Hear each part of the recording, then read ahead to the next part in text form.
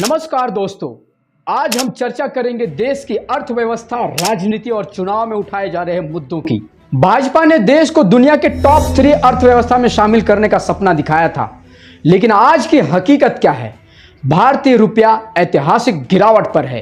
एक अमेरिकी डॉलर के मुकाबले अब रुपया 86 रुपये तक पहुंच गया है।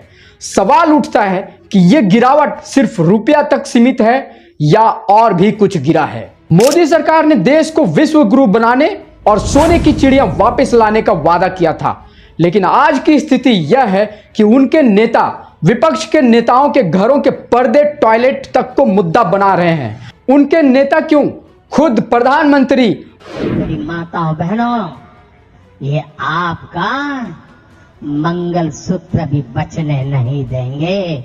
यहाँ पहले जब उनकी सरकार थी, उन्होंने कहा था कि देश की संपत्ति पर पहला अधिकार मुसलमानों का है। इसका मतलब ये संपत्ति इकट्ठी करके किसको बांटेंगे?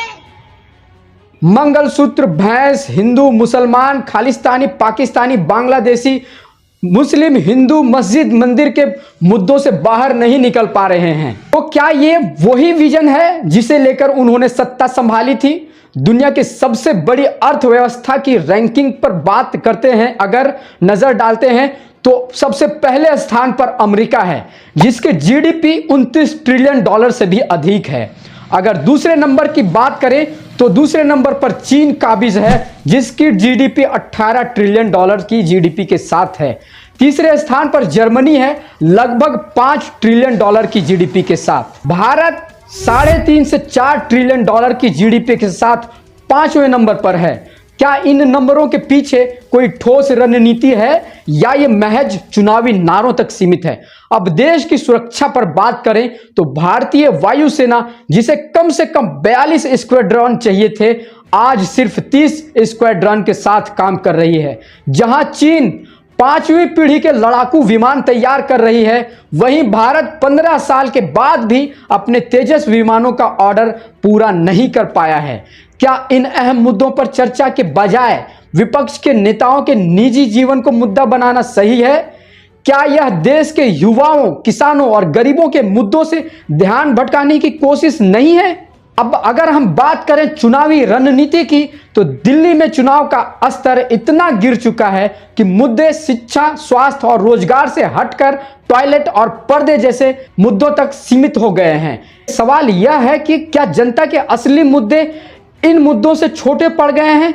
भारत के कई अहम पहलू हैं, जिनमें भारत के पासपोर्ट की बात की जाए तो दुनिया में सबसे शक्तिशाली पासपोर्ट सिंगापुर का है, जो 195 देशों में वीजा फ्री यात्रा करने की अनुमति देता है। भारत 57 देशों तक ही सीमित है। हमारी रैंकिंग 85वें स्थान पर है। क्या ये वो विश्व गुरु बनने का दिशा है जिसका सपना हमें दिखाया गया था? क्या हुआ उन वादों का जो 2014 में मोदी जी ने वादा किया था सरकार बनाते समय? उन्होंने कहा था कि हर साल 2 करोड़ नौकरियां देंगे, हर नागरिक के खाते में 15 लाख रुपए आएंगे, डीजल पेट्रोल का दाम कम कर देंगे, सिलेंडर फ्री हो जाएगा, हर किसी को घर देंगे। लेकिन आज बेरोजगारी चरम पर है, महंगाई ने आम आदमी की कमर तोड़ रखी है और आवास योजना अब भी अधूरी है, और सिलेंडर के दाम तो पूछो ही मत। अब सवाल यह है कि क्या दिल्ली के चुनाव में इनसे बड़े मुद्दे नहीं हो सकते? क्यों शिक्षा, स्वास्थ्य और विकास की जगह निजी आरोप प्रत्यारोप पर चर्चा हो रही है? क्या यह जनता के साथ धोखा नहीं है?